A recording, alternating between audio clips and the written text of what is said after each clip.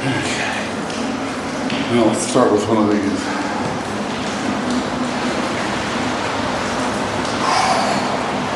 This is a 3/8 inch rebar.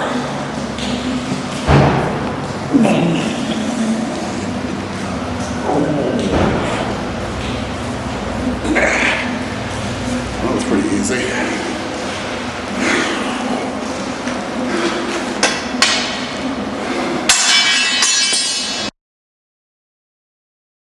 Hey everybody, it's Finesse. Thank you for watching another one of my Cali Faces videos. I got a great video for y'all today. It's of a guy named Tony who's a bodybuilder. But not only is he a bodybuilder, he's also a pilot. So he's flying 757s, 767s, and all that. A very interesting guy. Here he is.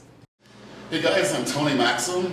I'm a 47-year-old gay airline pilot bodybuilder, so I break a lot of stereotypes. I've been training for 28 years now. Been flying airplanes for 32 years. So just a very diverse type of a person. This is 1/2 inch rebar. So I don't know, let's try a bend on my neck. Let me get a towel on my head. Alright, this is a 1/2 inch rebar. God, that was way easier than I thought. Fuck. How did you get into bodybuilding? Well, I had two dreams in life. When I was a little boy, I wanted to be a pilot. When I was 7 years old, I remember watching an airplane fly overhead where we lived in New York and thinking that's where I needed to be. I was in a tree with some friends, actually. And I remember watching this jet go over and thinking, this is as high as I've been in my whole life. That's where I want to be. And by 8 years old, which would have been the 1972 Olympics, I remember watching them. I was always really enthralled with the power lifters and the strength of just these big muscle men. So my dreams were very early rooted from when I was a little kid that I wanted to fly airplanes and I wanted to be a bodybuilder, or at least a big muscle man. So I was also enthralled with the idea of being very powerful. And right now, we've got the Maxim cam leg press loaded with 1845s and 235s, so the weight of the rack is about 900 pounds.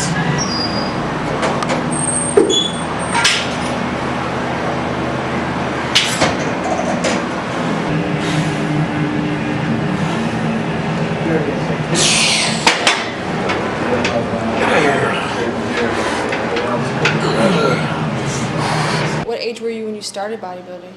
Well, the flying started when I was 15. I got a job washing dishes to buy flying lessons when I was 15. And through high school, and then I soloed when I was 16, meaning flew an airplane without a flight instructor.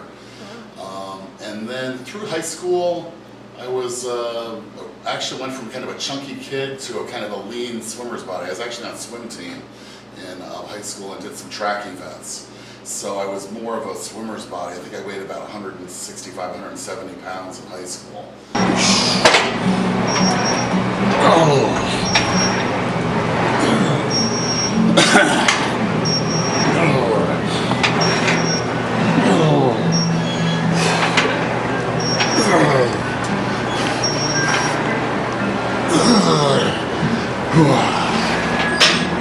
When I went to college, my first year I was working my way through college and I started getting kind of chunky.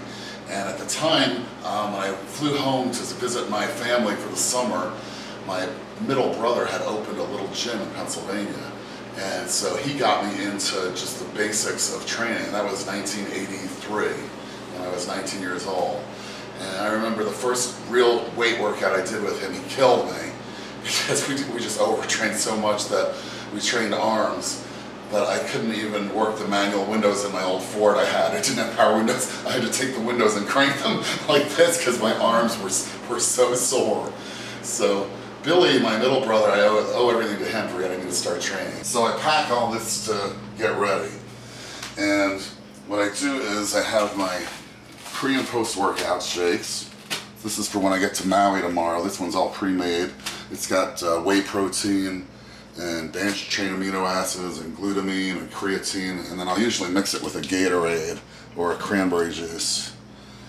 And then I got my post-workout which has got dextrose and a hydrolyzed whey protein. Anyway. And you have to drink that every day?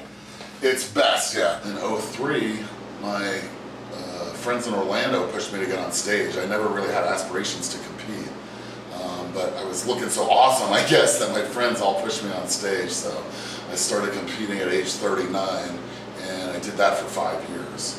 So I only stopped competing a couple of years ago now.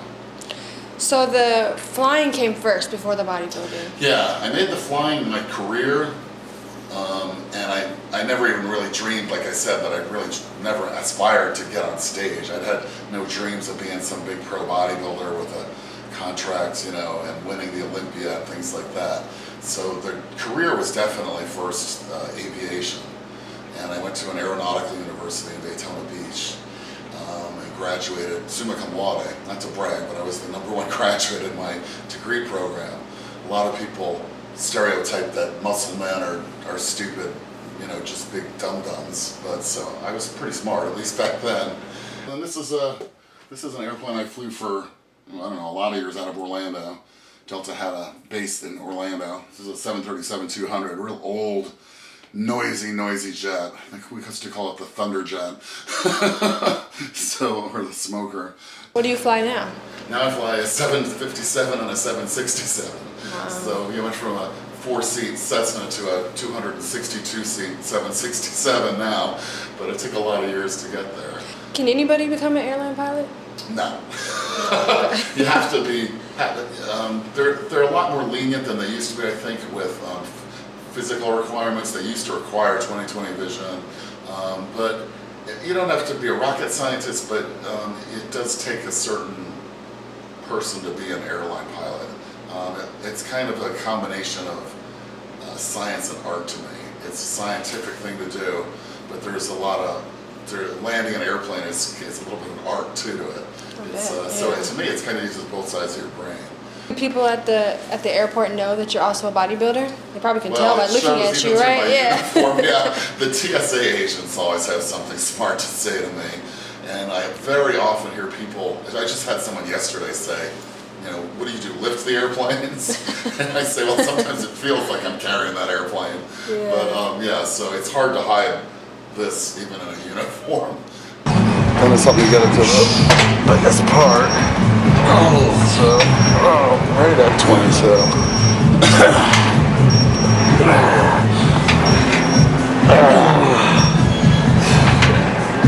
When I started this, the competing, my only goal was to get on stage. My friend, a good friend of mine, Jim Adams in Orlando, he started competing at age 50. And he's the one who really pushed me on stage.